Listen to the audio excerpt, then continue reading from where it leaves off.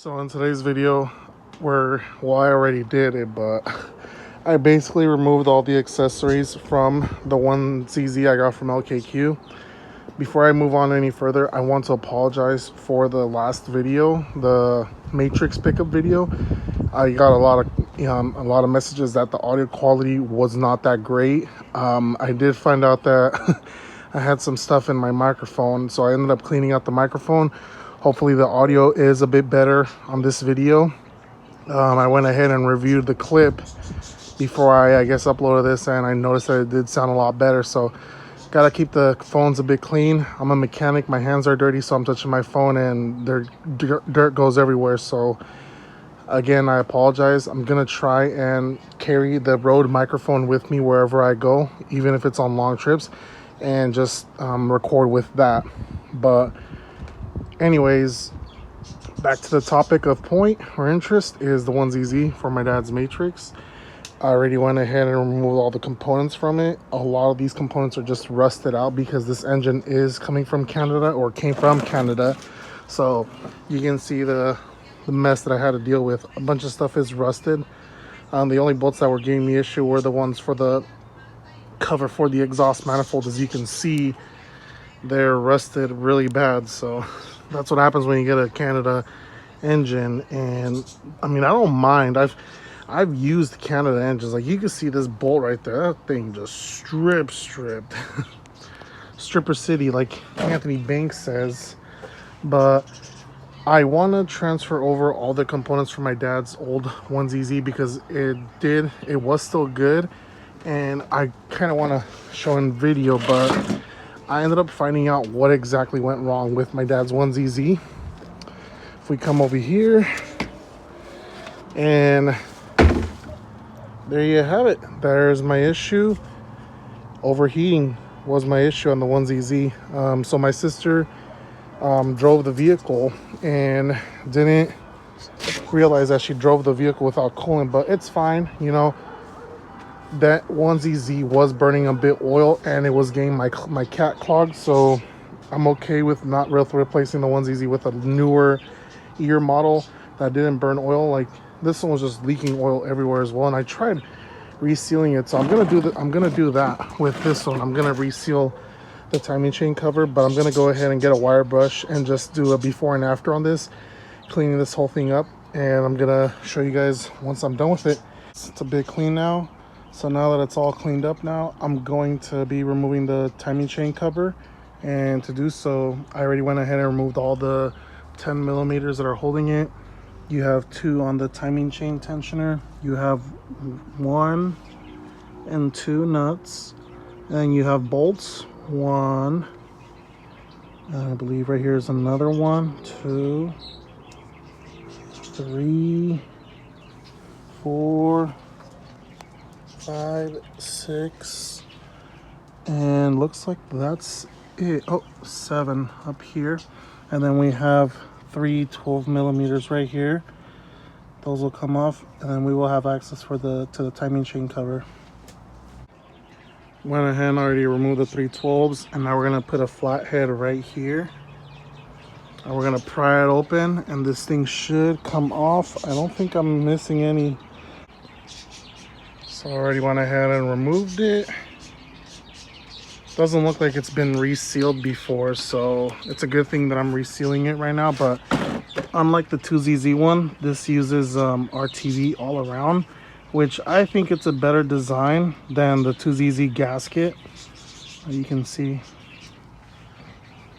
on the water pump, it's all black. So we're gonna go ahead and clean up all this and make it look nice.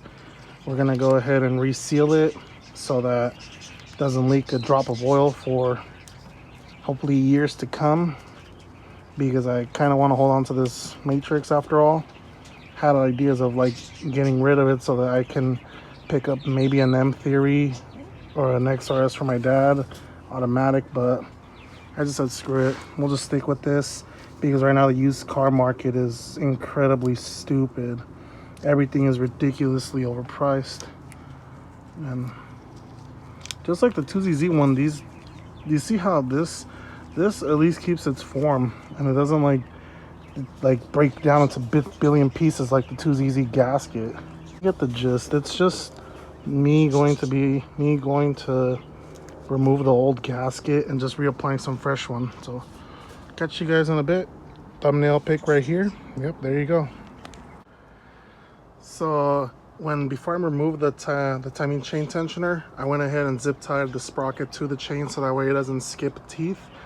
And you can see I already went ahead and cleaned it up. Used a old nail clipper that was broken. I was able to use the end of it to clean up majority of the gasket, the old one. You can see all the old pieces right there. There's a little piece of paper right there. I don't want that to go inside the cylinder or inside the engine. But I went ahead and got the blue shop rags and I cleaned up as much as I could so that way nothing goes in there. We're most likely going to do a prime oil change. We're going to run it for a couple of I guess like an hour or so. And then we're going to drain the oil and put some new one in after the startup. And I also went ahead and cleaned up the timing chain cover. Went ahead and used some purple power over there. Really good stuff. It was really powerful, so be careful with it. Like, don't let it sit for too long or it's gonna pit the aluminum. It's gonna start pitting it and it's gonna look ugly. This is already pitted from the salt from the Canada roads. This engine did come from LKQ Canada, which is why it's all ugly looking. I opted out of painting it because I'm one of those guys that does not like to paint the engine blocks. I rarely see myself painting valve covers. I only did it on this one, the 1MZ. You can see.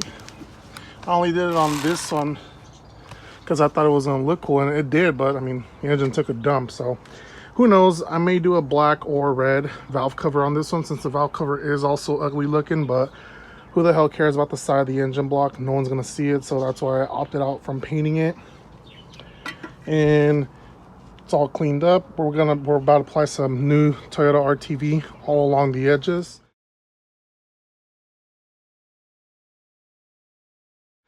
And that should set it and cure it for when we start putting all the accessories in. I do have a new what is this, crank seal. I do have a new one on the way from Toyota, so once I get those parts, I'm gonna make a new video of parts and part numbers that I used on rebuilding, or I guess re-gasketing the 1ZZ for my dad's Matrix. So that's gonna be a video for another day. Let's go ahead and apply our RTV and just close this up. So now I already went ahead and applied the RTV, and now I'm gonna slap it on the engine. So I finally got a JDM car. Look at that, S2K.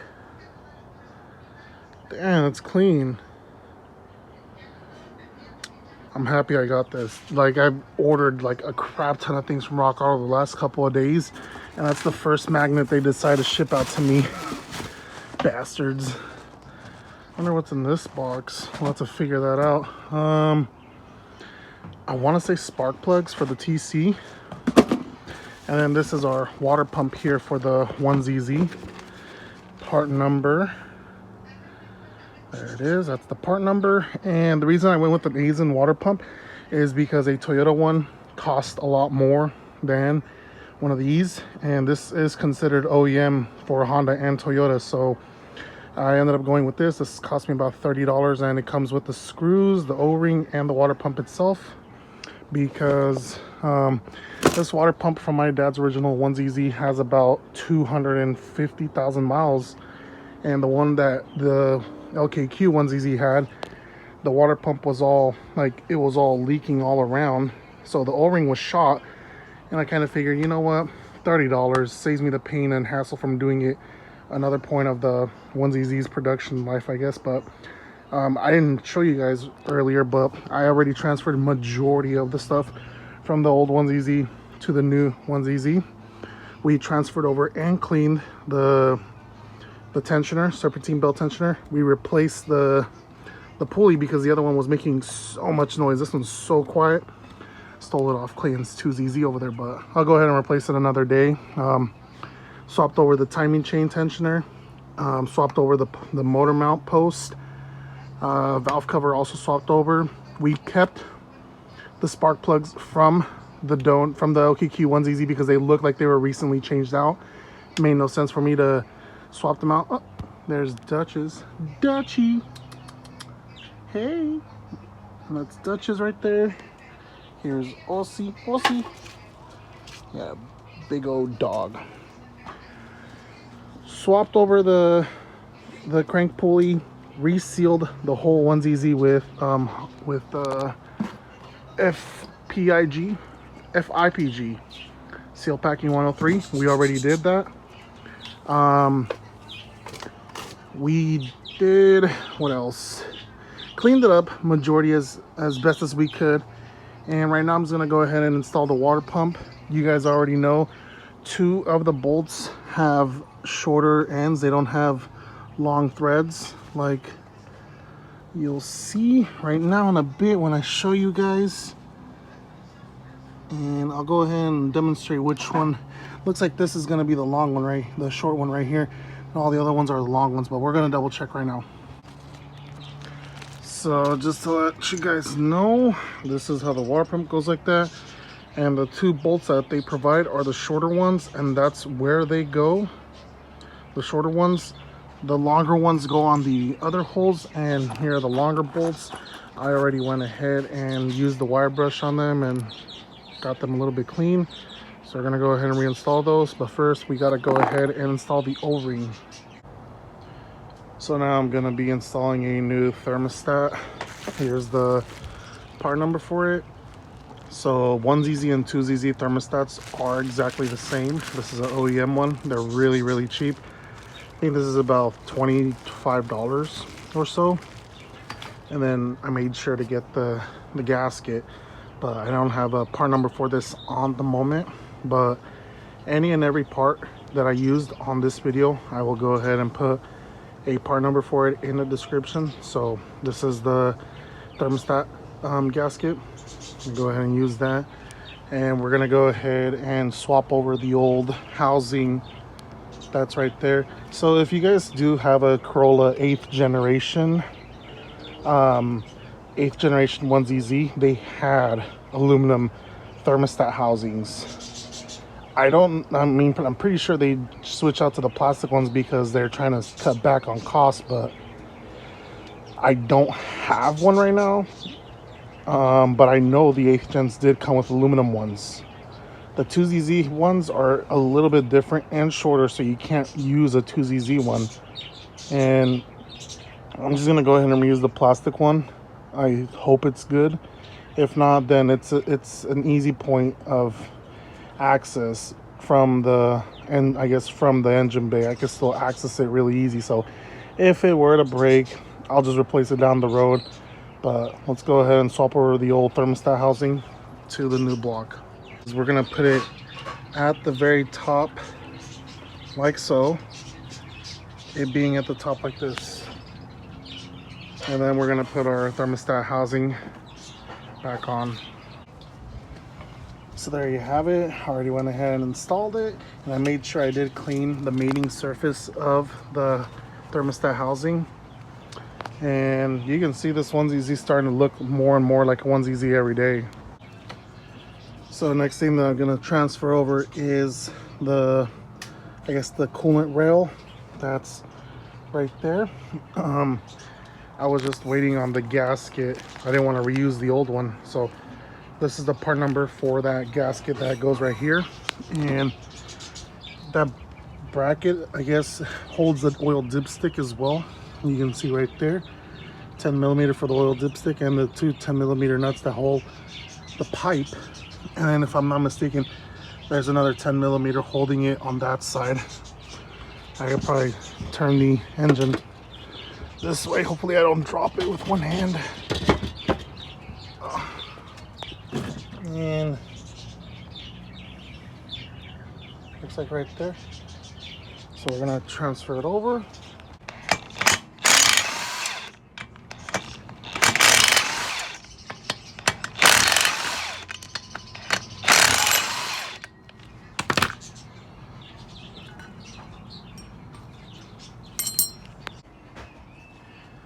So since we're right here with the transmission removed from the engine, it's really good to replace the rear main seal.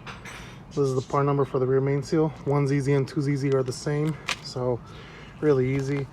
Got this tool from Harbor Freight, and we're just gonna poke it in here.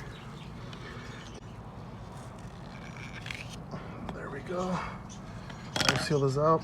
Let's lube this one up before we put it in, so it can slide in really easy. So there you have it. New seal is installed. Now what I'm gonna do is I'm gonna go ahead and reuse the old bolts. It is not good practice to reuse them. It's not good practice to reuse them, but I have done it before, and we're gonna clean up the threads and just put more red Loctite on it, and that should be able to hold it. I mean, this isn't a race car. This is a 1ZZ, so I don't think it's gonna be that much of an issue. I did this on my XRS and it was fine for 30,000 miles. So I had a good friend of mine fix some cracks that I had on the exhaust manifold. Thank you, Augusto, for repairing the cracks on the exhaust manifold. And we're gonna go ahead and also replace it with a new exhaust manifold gasket. There's the part number. So let's go ahead and do that before the sun goes down. And just like that, I already went ahead and installed the exhaust manifold, all bolted up. Same goes with the flywheel, or should I say flex plate from the old 1ZZ. It was a lot cleaner, a lot shinier, so decided to go that route. Already went ahead and torqued the 8 bolts, and I did make sure to use red Loctite so those don't back out. And I think that's it. This 1ZZ is ready to go into the Corolla, and we're gonna put the intake manifold once. I said Corolla, Matrix. I'm gonna go ahead and bolt up the intake manifold when it's in the car, but for now this should do. I'm gonna go over it one last time. Water pump is already installed. New pulley for the serpentine belt tensioner, and that is it, guys. I'm gonna throw this away, and it's done. Already went ahead and transferred over the oil pressure sensor. I'm gonna reuse the old knock sensor because this is torqued to spec, and this one looks good, so I'm just gonna leave that one there. Shouldn't be even that much of an issue. I think that's it. We also went ahead and bolted up our crank position sensor and torqued all the bolts. Now we gotta do is just give it one last good cleanup, and I'm tired for today. Got off work. I think we're gonna leave this for Saturday or Sunday. I'm just done for today.